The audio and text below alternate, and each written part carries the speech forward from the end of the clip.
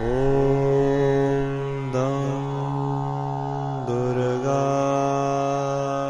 দুর্গা, তিনি অসুর দলনী, তিনি বরাভয় দাত্রী, আবার তিনি জননী।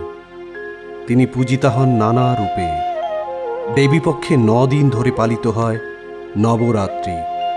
নবরাত্রিতে আসলে দেবী দুর্গার 9টি রূপের পুজো করি আমরা। সিটি পরিবারের এবারের পুজোর অর্ঘ্য নবরূপে নবদুর্গা।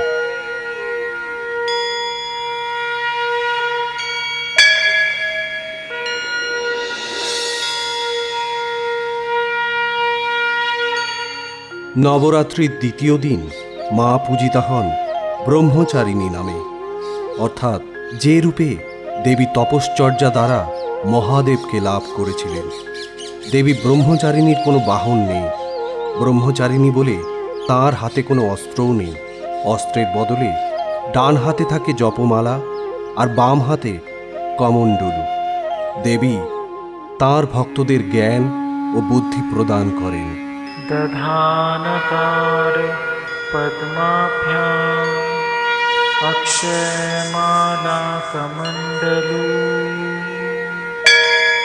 देवी प्रसीदतु मयि ब्रह्मचारिण्यनुत्तमा।